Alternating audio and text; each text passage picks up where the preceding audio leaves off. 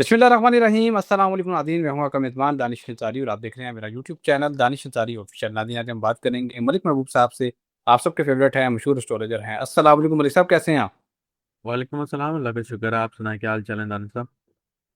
अल्हम्दुलिल्लाह मलिक साहब, मैं भी ठीक हूँ। मलिक साहब, लोरालई में भी ज़लज़ला आया और इंडिया के कुछ इलाकों में भी ज़लज़ला रिकॉर्ड किया गया गुज़श्ता रोज़। सर, क्या यहाँ पे ज़लज़ले से भी कोई खुदा न ख़ास्ता कोई लोग मुतासिर हो सकते हैं? क्योंकि ज़लज़लों की जो शिद्दत रिकॉर्ड की जा रही है इस महीने में, वो बहुत कम है पाकिस्तान और इंडिया में। रशिया के हवाले से आपने बताया था और आपने जापान के बारे में भी बताया था। उसके अलावा फ़िलिपाइन के हवाले से आपने प्रेडिक्शन की थी। वेनेज़ुएला के हवाले से भी इन इलाकों के हवाले से आपने बताया था और प्रेडिक्शन दुरुस्त हुई थी। इंडिया पाकिस्तान के हवाले से क्या देख छोटे मोटे क्या आएंगे, कोई खुदा ना खास्ता मेजर हादसा नहीं नजर आ रहा पाकिस्तान में। बारिशें जरूर होंगी, मैंने बताया। सुनामी के सिनेरियोज बन रहे हैं, तूफान आ सकते हैं, लेकिन जलजले के मेजर झटके जो है ना वो उस साइड पर ही है, जापान वगैरह वाली साइड पर। ठीक है, और सैलाब से कौन से इलाके ज़्यादा मुतासिर हो सकते हैं? तो सैलाब से तो पाकिस्तान में बहुत ज्यादा तबाही नजर आती है, अल्लाह करे ना हो। लेकिन पंजाब और सेंट्रल, अगर हम बात करें कि सेंट्रल ऑफ पंजाब, यहाँ पे सिचुएशन नॉर्थ से लेके सेंट्रल पंजाब तक बहुत ज्यादा खराब दिख रही है। और इस दफा बलूचिस्तान की भी हालात कुछ अच्छे नजर नहीं आ रहे। ओके मलिक साहब। अच्छा मलिक साहब, एयरप्लेन्स के हादसे के वाक़यात बहुत ज़्यादा पेश आ रहे हैं। अब ये कार्गो प्लेन जो है वो समुंदर में कहा जा रहा है कि गर्क हो चुका है, क्रैश कर गया है। और फिर स्कर्दू एक फ़्लाइट जा रही थी, उससे परिंदे टकरा गए, वो बड़ी मुश्किल से उसको लैंड किया कराया गया। फिर शारजाह से एक और जहाज़ आ रहा था, उसको भी परिंदे टकराने की वजह से ये या तो हमारा मीडिया इसको हाइलाइट कर रहा है, दीगर वाक़यात को भी, आम वाक़यात को भी, या फिर ये कोई प्लैनेटरी पोज़ीशन ऐसी बनी है कि ये जो हवाई सफ़र है, इससे मुतासिर हो रहा है। क्या वाक़ई ऐसा कुछ होता है कि प्लैनेटरी पोज़ीशन से हवाई सफ़र भी मुतासिर हो जाता है या पानी में जिस तरह आप बताते हैं, हादसात होते हैं?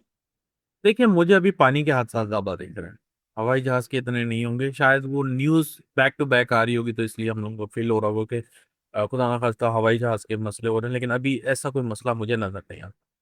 सिर्फ पानी से रिलेटेड प्रॉब्लम जरूर नजर आएंगी। मैंने पहले भी कहा था, और देखें यहाँ पे वही हुआ कि ईरान और अफगानिस्तान, आई मीन ईरान और अमेरिका के दरमियान वो जंग जो है पानी की वजह से छिड़ गई वापस।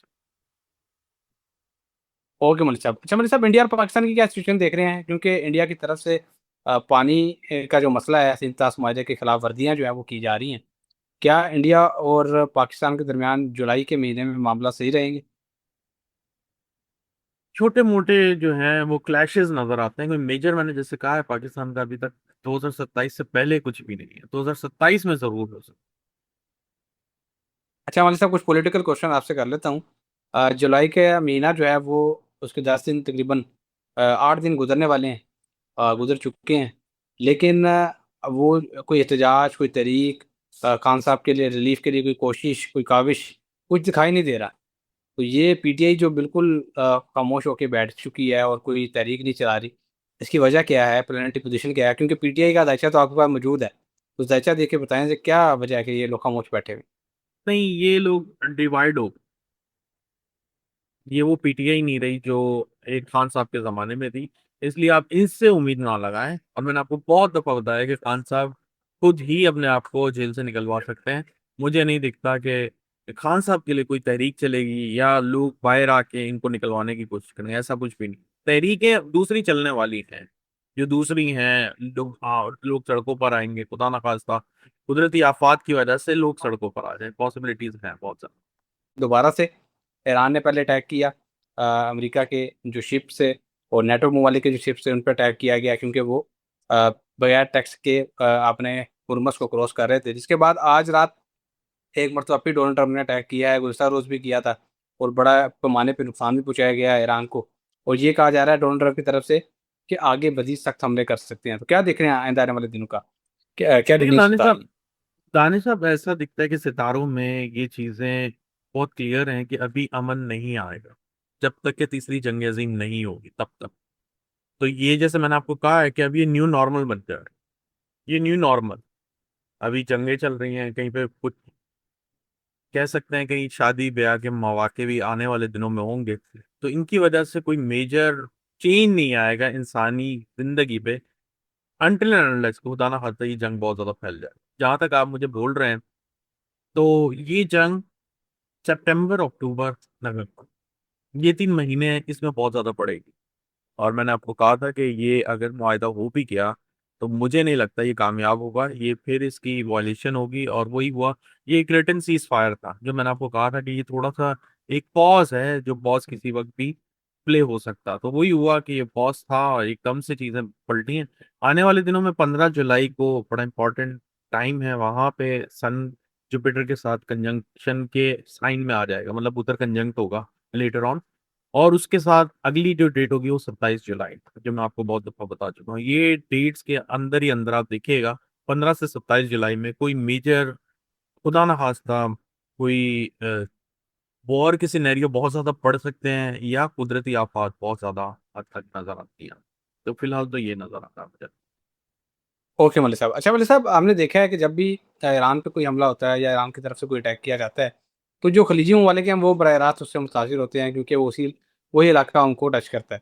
आप क्या देख रहे हैं, क्या खलीजी ममालिक के लोग जो कमेंट्स करके पूछ रहे हैं कि आने वाले दिनों में क्या सिचुएशन हो सकती है, खासतौर पे ये जुलाई का महीना है, ये बहुत मुश्किल है, तो उस पर क्या देख रहे हैं? क्या खलीजी ममालिक के लोगों को परेशान होने की जरूरत तो नहीं है?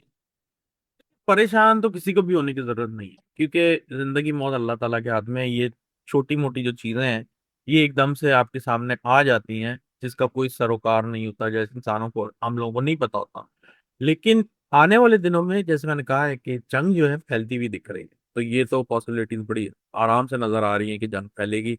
और जहां तक रहा अरब ममालिक की बात, तो ये दिसंबर तक तो ये सिचुएशन सॉल्व नहीं होगी, मैं बहुत दफा मैं आपको बता भी चुका।